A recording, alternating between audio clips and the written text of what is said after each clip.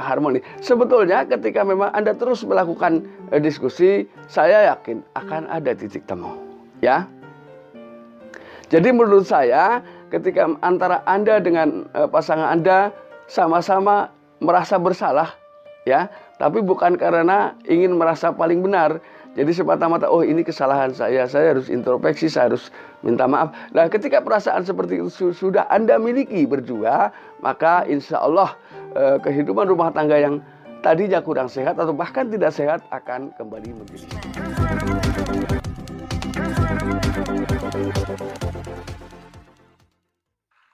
Assalamualaikum warahmatullahi wabarakatuh. Kembali lagi bersama saya Kang Kubis. Kali ini Kang Kubis kembali bersama Anda tentunya di channel Kang Kubis, channel yang selalu membahas seputar permasalahan rumah tangga, percintaan hingga masalah-masalah yang lain, termasuk diantaranya adalah perselingkuhan, ya.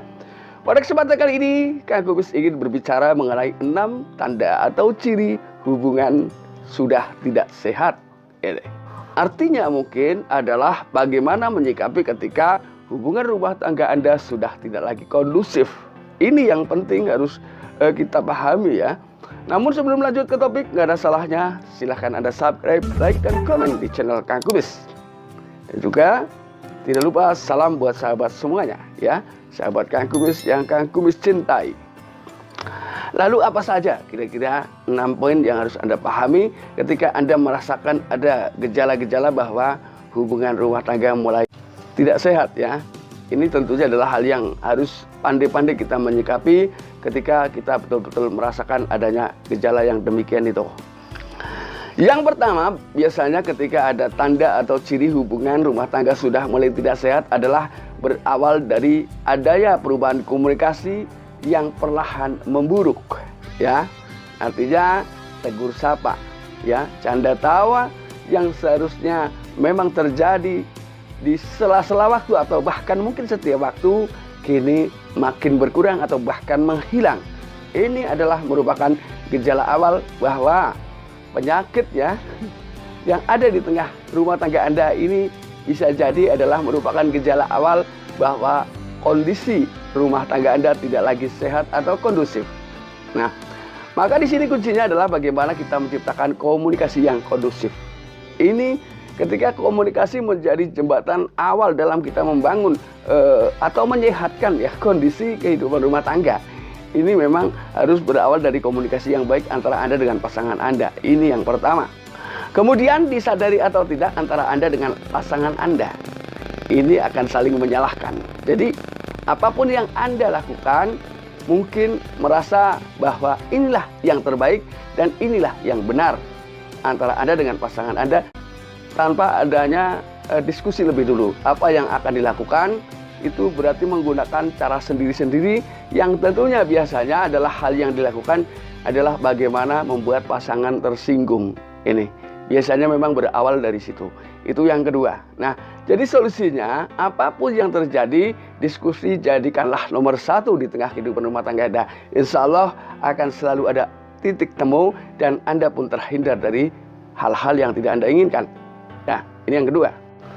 Kemudian yang ketiga, pasangan Anda akan mengontrol Anda atau bahkan sebaliknya Anda pun akan melakukan hal yang sama, yaitu Anda atau pasangan Anda akan mengontrol semua gerak-gerik Anda secara berlebihan. Artinya ketika kita sudah berumah tangga, saling mencintai, tentunya di situ memang tumbuh rasa cemburu adalah hal yang wajar.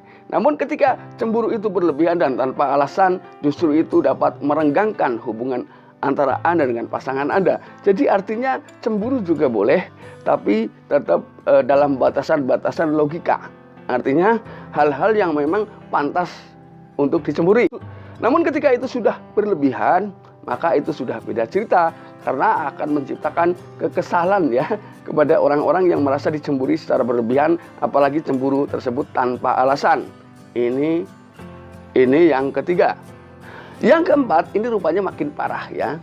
Jadi ketika sudah seperti ini biasanya cemburu sudah akhirnya tanpa disadari entah Anda entah pasangan Anda mulai hanya mementingkan diri sendiri. Artinya tidak peduli dengan kepentingan Anda, tidak peduli lagi dengan perasaan Anda bagaimana saat itu. Padahal disadari atau tidak, mungkin Anda pada saat-saat itu memang ada kalanya di saat-saat seperti itu ya, tanpa disadari Anda memang betul-betul saling membutuhkan. Namun karena mungkin egonya mereka pada akhirnya ya mementingkan kepentingan sendiri-sendiri tanpa peduli bagaimana perasaan Anda dengan pasangan Anda. Ini tidak boleh ya sebetulnya. Ini yang keempat. Yang kelima, ini biasanya mulai tidak menghargai pasangan. Artinya tidak menghargai jerih payah pasangan. Tidak bisa menghargai hasil perjuangan pasangan Anda. Begitu pula Anda. Ya. Sebetulnya di balik rasa penghargaan ya, di balik rasa tidak menghargai sebetulnya karena sebaliknya ingin dihargai sebetulnya. Kalau kita ambil secara mendasar ya, bahwa mungkin Anda dengan pasangan Anda akan merasa bahwa kita bisa seperti ini kan perjuangan saya, kita bisa seperti ini kan perjuangan. Nah, pendapat itu terus berebut ya, akhirnya justru di situ akan tumbuh rasa tidak menghargai pasangan. Padahal sebetulnya memang Anda hanya ingin dihargai. Namun terlepas dari itu semua, sebetulnya kehidupan di tengah rumah tangga ini siapapun yang berjuang, yang penting satu tujuan, itu yang terbaik. Artinya ketika memang itu untuk kebahagiaan bersama, siapapun yang melakukan itu adalah memang tetap satu tujuan. Artinya tidak ada tujuan untuk membuat keharmonisan rumah tangga menjadi kurang baik. Tentunya apapun yang dilakukan baik oleh Anda maupun pasangan Anda tentunya adalah menuju kehidupan yang lebih harmonis. Ini yang kelima. Kemudian yang terakhir, yang keenam, biasanya justru Anda saat-saat bersama dengan pasangan Anda, semakin lama Anda bersama dengan pasangan Anda, tumbuh perasaan was-was ya. Sebetulnya Anda juga ingin tahu apa sih sebetulnya yang menyebabkan kehidupan rumah tangga Anda menjadi kurang sehat ya, menjadi kurang harmonis. Sebetulnya ketika memang Anda terus melakukan diskusi, saya yakin akan ada titik temu ya.